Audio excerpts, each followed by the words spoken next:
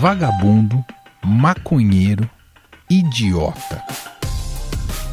Pode até parecer, mas essas palavras não foram ditas durante uma discussão de botequim, e sim por membros do governo nas redes sociais.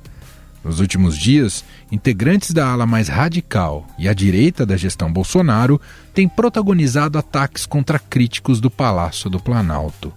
É o caso daqueles que deveriam trabalhar para melhorar o acesso à cultura no país. Membros da pasta serão investigados sobre gastos de mais de R$39 mil em uma viagem para os Estados Unidos.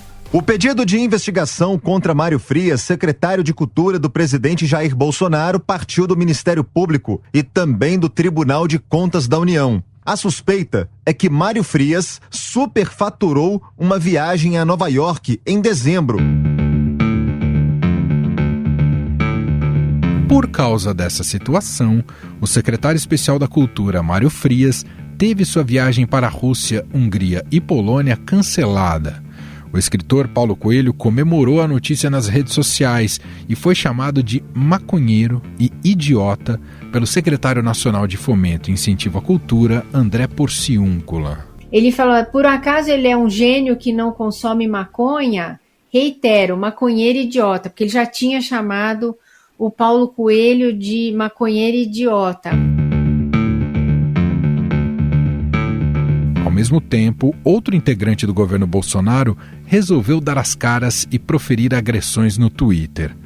A vítima foi o congolês Moise Kabagambi, brutalmente assassinado em um quiosque no Rio de Janeiro quando foi cobrar salários atrasados. Um homem que fugiu dos intensos conflitos na República do Congo, na África, foi assassinado onde buscava a paz. O refugiado Moise Kabagambi foi espancado até morrer no Rio de Janeiro nesse fim de semana. O presidente da Fundação Palmares, Sérgio Camargo, fez uma postagem em que diz que o jovem foi um, abre aspas, vagabundo morto por vagabundos mais fortes, fecha aspas.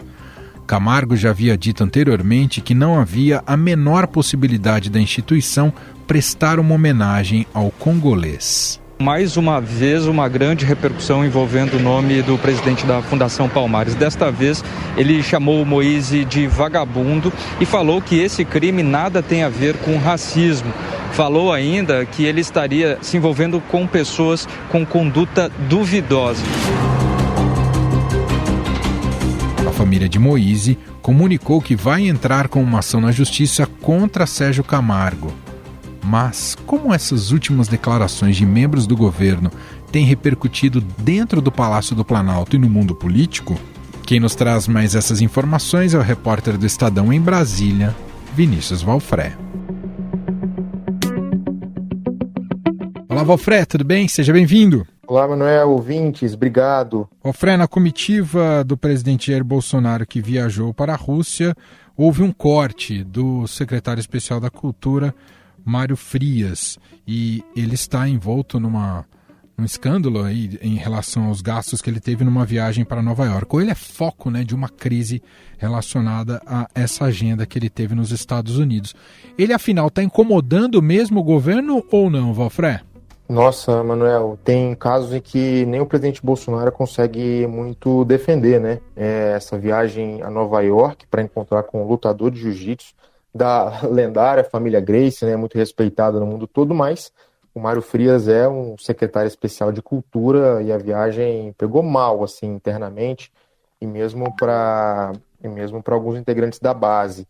A questão é que o Mário Frias ele é muito identificado ideologicamente com o governo Bolsonaro, Todas essas pautas algumas dessas pautas mais ideológicas, como questão de lei Rouanet, incentivos para artistas e tudo mais, passa pelas mãos ali do secretário Mário Frias, mas tudo tem limite mesmo para o governo Bolsonaro, porque realmente dessa vez ficou muito chato, Enfim, é difícil explicar para aquele bolsonarista mais raiz e até para aquele bolsonarista que vestia a camisa do Bolsonaro e tá ali considerando outras alternativas, com vistas à eleição de outubro. Então isso fez o presidente Bolsonaro tomar uma decisão aí de manter o Mário Frias aqui no Brasil.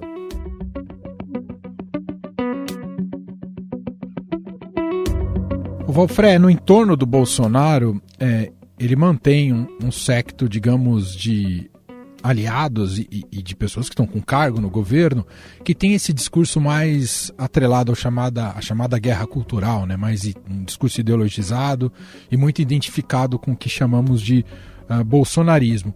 Mas estamos num ano eleitoral, que muitas vezes esse tipo de extremismo ou um discurso mais radical pode atrapalhar as pretensões do presidente da República.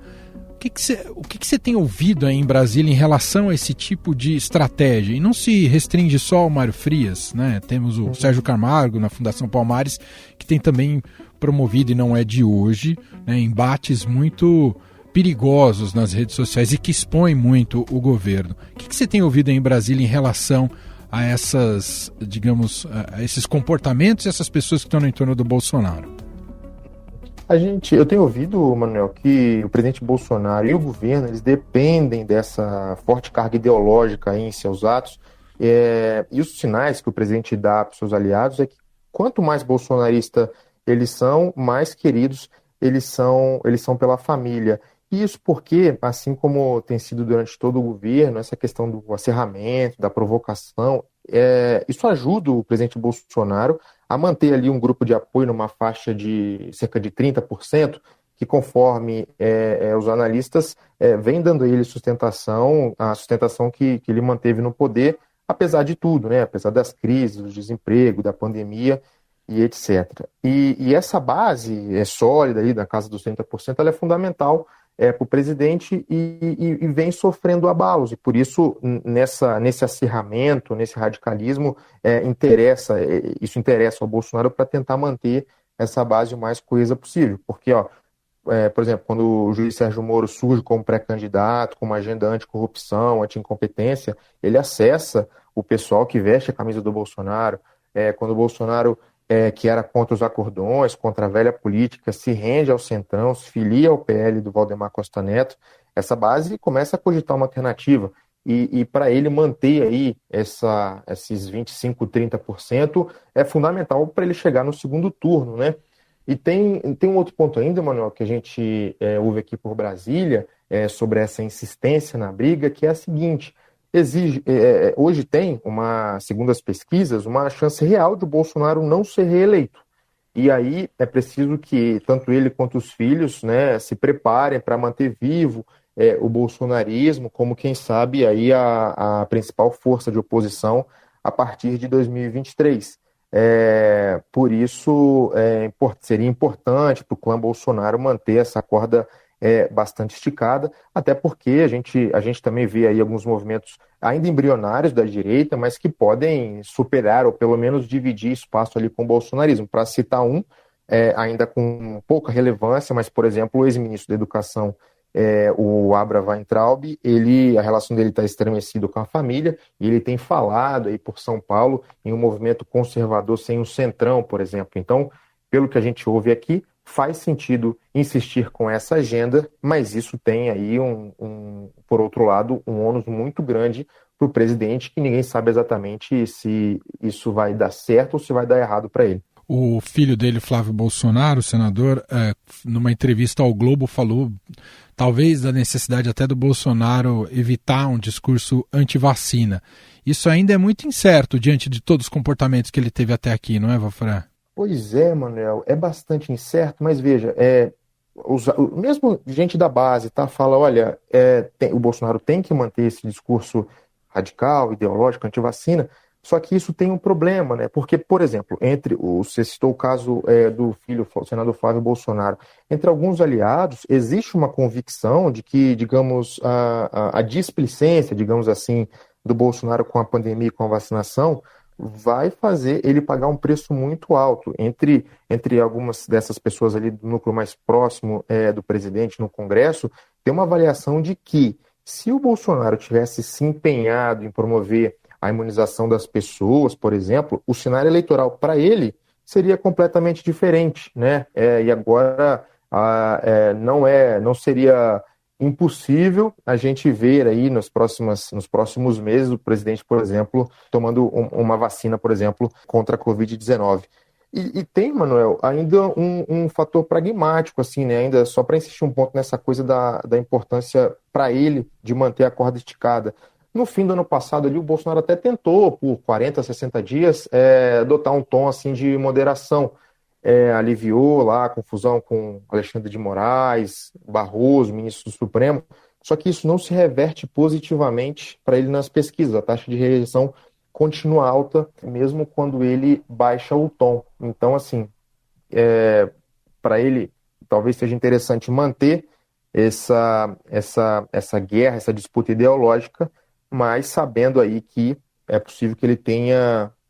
Ele mantenha também essa base de apoio mais sólida ali na faixa dos 30%, mas que ele também não consiga crescer muito para além disso aí.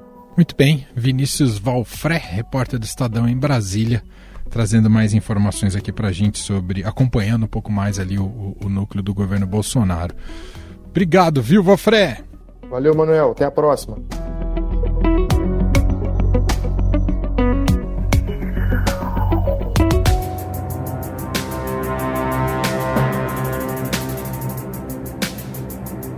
Para quem segue o presidente da Fundação Palmares nas redes sociais, sabe que esse tipo de ataque, infelizmente, é recorrente.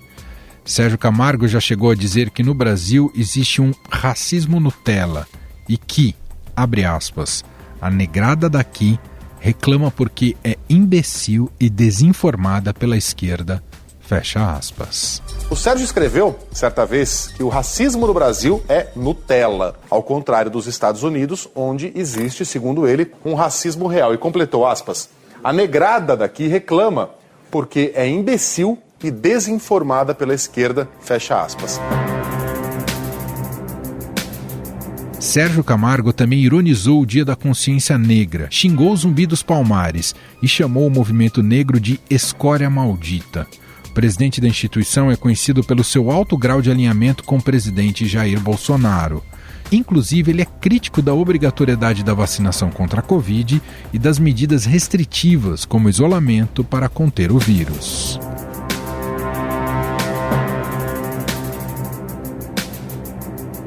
Nessa mesma linha está também o secretário especial da Cultura, Mário Frias, que citamos no começo do podcast.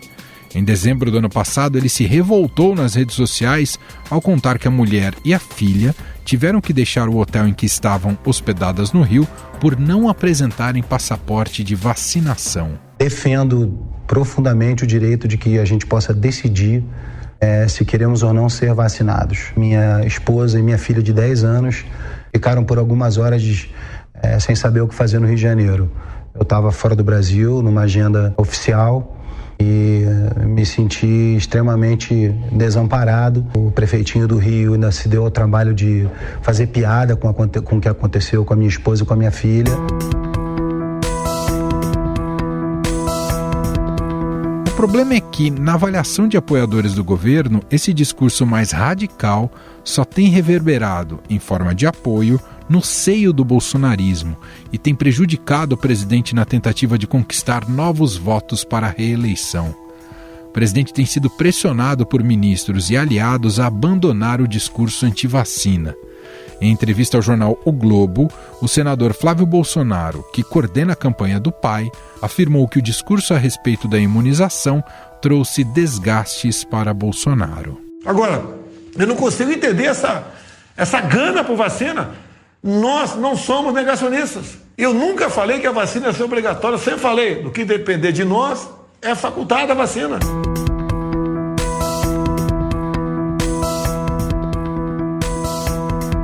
Afinal, esse tipo de discurso radicalizado mais ajuda ou atrapalha Bolsonaro?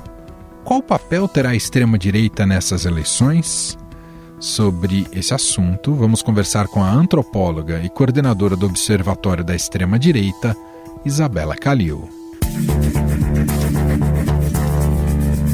Olá, professora, seja bem-vinda. Obrigado por ter aceito aqui o nosso convite. Olá, obrigada pela oportunidade. Professora, radicalizar ou não radicalizar? Parece que a gente fica discutindo esse diapasão no governo Bolsonaro ao longo dos últimos 3 anos e seguirá ao longo desse ano também, só que talvez com algum grau de intensidade mais elevado, já que é um ano eleitoral. Mas o que tende a favorecer mais ao Bolsonaro, essa questão de um discurso mais radical? Tem uma questão sobre o governo Bolsonaro que às vezes a gente toma como parâmetro, digamos, o cotidiano comum da política, né, que são cálculos eleitorais, questões que estão mais ligadas a uma racionalidade política, uma forma de pensar, questões da reeleição, e acho que o governo Bolsonaro ele escapa um pouco dessa lógica, né, então escapa inclusive do próprio jogo democrático, né, daquilo que a gente costumava ter como regras, né, mais ou menos aceitas do que seria a atuação de um chefe de Estado. Então, a ideia de radicalizar ou não radicalizar, ela pode ser vista de diferentes ângulos. Então, por exemplo, se a gente for pensar do ponto de vista eleitoral, estritamente, não parece ser a aposta mais inteligente apostar numa fatia menor do eleitorado que é mais radical, em detrimento do restante dos eleitores. Então, esse é um cálculo que ele parece um pouco estranho, né, porque ele é contraintuitivo. Agora, se a gente pensar em um projeto que ele não visa apenas, né, estar dentro do jogo democrático, não visa apenas a reeleição, não está falando só sobre questões eleitorais de voto, aí a gente consegue entender um pouquinho melhor como é que determinados líderes lidam com essas questões. Então, o que eu quero dizer com isso? O que está em jogo não é apenas ter a simpatia de parte do eleitorado. Uma boa parte das estratégias de Bolsonaro, inclusive esses acenos mais, vamos chamar assim, tão radicais, tem a ver com desestimular o eleitorado a votar. Então, fazer com que as pessoas desacreditem na democracia, desacreditem no poder do voto. Então, ele é um cálculo que ele é um pouco diferente daquilo que a gente está acostumado na política de uma forma mais tradicional. E essa base mais radical do Bolsonaro, ela cresceu, porque, enfim, o que elegeu ele em 2018, evidentemente que não está só vinculada a essas pessoas mais alinhadas com o discurso dele. Mas ela cresceu ao longo dos últimos 3 anos, professora? A base, digamos, primeira, né, de Bolsonaro, durante, inclusive, a pré-campanha de 2018, ela tinha uma característica que era a seguinte: de cada 4 potenciais eleitores, 3 eram homens, né? Então é uma base que falava para um público muito específico e que essa característica, né, inclusive de ter uma posição olhando, né, e mirando esse eleitorado masculino, né, e um tipo específico de masculinidade, né, e posturas que a gente sabe são posturas que têm posições que são homofóbicas, misóginas, etc.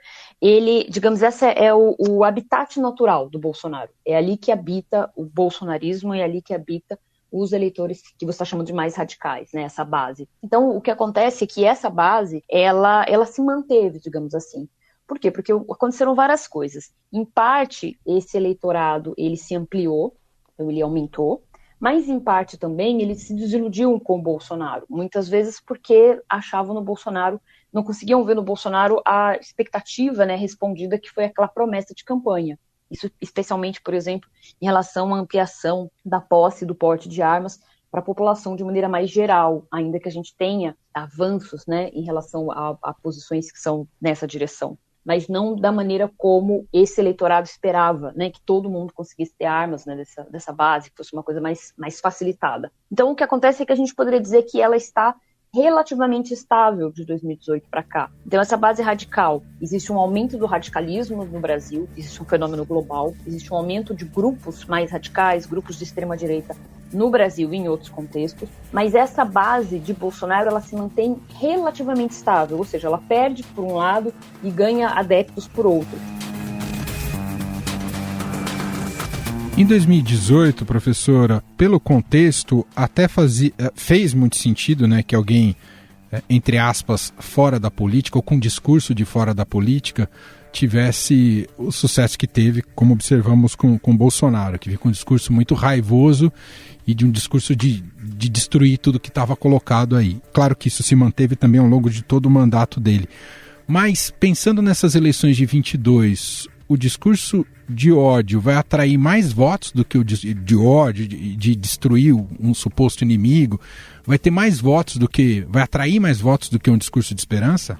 Eu acredito que não. Isso por algumas razões. Eu acho que não tem a ver só com essa mudança de posição, né? Porque uma coisa é você se posicionar como um candidato que, mesmo em 2018, também não correspondia ao que de fato a gente tem na figura política de Bolsonaro. Porque Bolsonaro se colocava como alguém de fora da política, alguém contra a chamada velha política, mas é alguém que passou décadas no Congresso. Então, nem em 2018 essa construção ela era de fato uma construção que correspondia à trajetória política de Bolsonaro. No caso, né, passado um mandato, isso se torna mais difícil ainda. Como é que você consegue sustentar essa postura, né, de ser antissistema se você nada mais sistema do que ser um chefe de Estado, né? Mas eu acho que o que acontece agora, o que está em jogo em 2022, tem esse elemento, mas eu acho que tem um outro, que é o fato de que em 2022 a gente tem uma situação que é inflação, preço de combustíveis, pandemia, né, e seus desdobramentos, questões relacionadas a desemprego,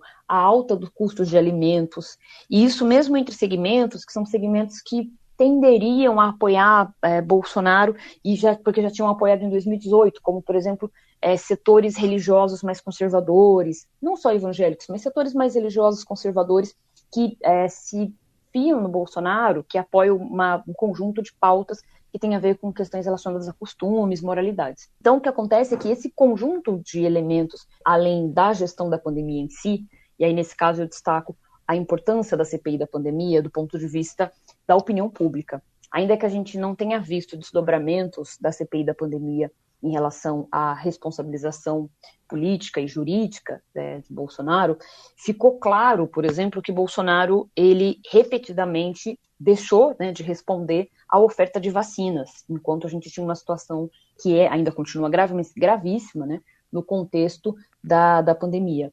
Mas a questão é a seguinte, significa eleger alguém que, do ponto de vista da gestão, não apresentou uma melhoria das condições de vida do cidadão médio, do cidadão comum. Então, eu acho que isso pesa muito, né? Então, aliado à pandemia e às questões de enfrentamento, né, à crise sanitária, eu acho que isso vai pesar muito para que Bolsonaro consiga atingir, né, esse mesmo desempenho que ele atingiu em 2018. Ou seja, o mero discurso ideológico não será suficiente para ele. Se você for comparar, quer dizer, quando as pessoas, é inegável, né, quando as pessoas vão ao supermercado, a não ser setores, segmentos muito específicos da população, mas vamos dizer, a população média, né, a população que tem média renda, baixa renda, fica muito difícil você sustentar um discurso que ele, digamos, ele é mais ideológico, ele é uma pauta mais relacionada a costumes, questões mais ligadas ao conservadorismo, quando no final das contas você vai ao supermercado e você vai trazendo cada vez menos coisas para você na sua cesta básica. Então fica muito difícil lidar com essa realidade material. Por mais que existam, sempre vai ter possibilidade da gente ter questões relacionadas a teorias conspiratórias, fake news, etc. Por outro, acho que a gente tem vivido no Brasil uma situação que, do ponto de vista material, ela fica muito difícil de ser ignorada. Professora, quais explicações a senhora encontra por que o sistema não foi capaz de expelir Bolsonaro diante de tudo que ele estressou as instituições, o jogo democrático e dos crimes que ele praticou e até pela impopularidade que ele conquistou ao longo do tempo? Por que esse sistema, a classe política e mesmo as reações da própria sociedade não foram capazes de gerar um processo efetivamente de impeachment do presidente? A gente, quando fala desse fenômeno, né, de pós-2019 para cá, né, então não especificamente falando das eleições, mas quando a gente pensa, né, no período do governo Bolsonaro, a gente precisa lembrar, e é uma coisa que tem a ver, inclusive, não só com posições mais à direita, extrema-direita, mas tem a ver com posições, inclusive, de centro, determinadas agendas e determinadas pautas que são pautas de determinados setores da classe política. Então, vou dar um exemplo. Questões relacionadas à demarcação de terras indígenas. Existem determinados setores econômicos e determinados atores que têm interesse com o processo de não mais demarcação de terras indígenas, né? Então, ou o avanço de, por exemplo, exploração de garimpo em terras indígenas, entre outras coisas.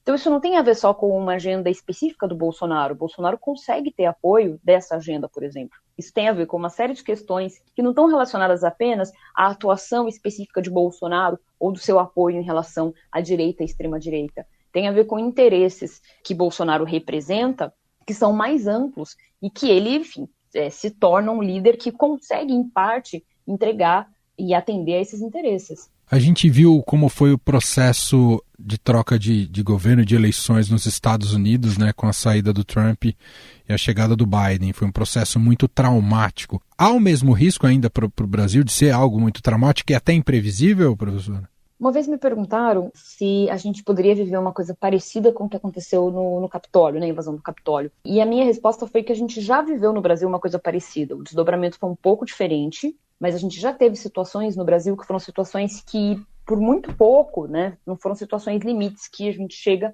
nessa mesma performance. Então, o que eu quero dizer? No caso do Capitólio, a gente teve um desfecho muito trágico, que levou à morte, inclusive, de várias pessoas.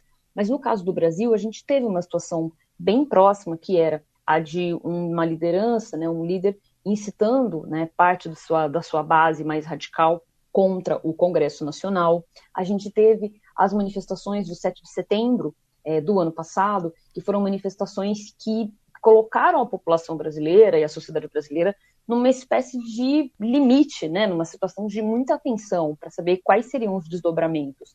Então, eu acho que nesse caso, não estamos falando de uma coisa tão hipotética, né? A gente não está falando de algo que pode acontecer no futuro, mas a gente está dizendo algo que já aconteceu com desdobramentos, felizmente, não tão graves, mas isso já é parte da atuação de Bolsonaro. Para a gente finalizar, professora, eu queria te ouvir, ainda olhando para esse cenário eleitoral, se há entre os candidatos colocados algum deles que pode roubar votos do Bolsonaro da extrema-direita, e se esse candidato é o Sérgio Moro. Hoje, entre esses segmentos mais radicais, a gente não tem uma figura que poderia substituir Bolsonaro. É claro que Sérgio Moro tem a possibilidade de ter parte, né, da simpatia de apoiadores e de ex-eleitores ou eleitores de Bolsonaro, mas ele não consegue ser essa figura que teria a capacidade de ter a simpatia ou o apoio desses grupos, por uma razão muito simples. Se a gente vai lembrar, quando o Bolsonaro anuncia a saída de Moro do ministério, entre várias coisas, ele acusa, como se fosse uma acusação, né, mas ele acusa Sérgio Moro de ser anti-armamentista. Então, ou seja, que o Sérgio Moro não é a favor da pauta do armamento.